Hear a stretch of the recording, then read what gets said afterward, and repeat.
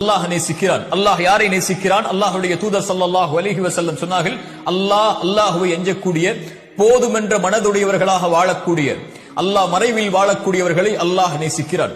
இன்று நாம் பார்க்க இருப்பது அல்லாஹ்வுடைய தூதர் கூறிய இரண்டாவது தன்மை, அல்லாஹ் போதுமென்ற, அல்லாஹ் கொடுத்ததை கொண்டு குறைவுபடாமல் திருப்தியோடு வாழக்கூடியவர்களை அல்லாஹ் ரப்புல் ஆலமீன் நேசிக்கிறான். அல்லாஹ்வுடைய தூதர் ஸல்லல்லாஹு அலைஹி வஸல்லம் சொன்னார்கள், செல்வந்தம் என்பது செல்வத்தை அதிகமாக சேகரிப்பதோ சொத்துக்களை அதிகமாக குவிப்பதோ அல்ல.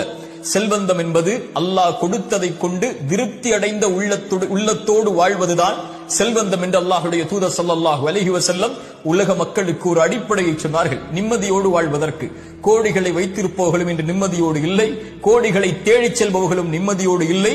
நிம்மதியுடைய வாழ்வை வாழ்பவர்கள் அல்லாஹ் எதை கொடுத்தானோ அதை கொண்டு திருப்தி அடைந்த உள்ளத்தோடு வாழ்பவர்கள் மட்டுமே.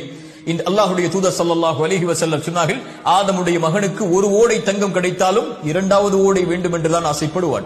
இரண்டாவது ஓடை கிடைத்தால் மூன்றாவது ஓடை தங்கம் வேண்டும் என்று ஆசைப்படுவான். அவனுடைய அந்த பேராசையை மண்ணை தவிர, மரணத்தை தவிர எதுவும் தடுத்து நிறுத்த முடியாது என்று அல்லாஹ்வுடைய தூதர் ஸல்லல்லாஹு அலைஹி வஸல்லம் சொன்னார்கள். அதனால்தான் அல்லாஹ்வின் அருட்கொடையை புரிந்து கொள்வதற்கு ஒரு நியதியை சொன்னார்கள். தூதர், உங்களுக்கு மேல் உள்ளவர்களை பார்க்காதீர்கள், உங்களுக்கு கீழ் உள்ளவர்களை பாருங்கள், அப்போதுதான் அல்லாஹ்வின் அருட்கொடையை நீங்கள் உணர்ந்து கொள்ள முடியும் என்று அல்லாஹ்வுடைய தூதர்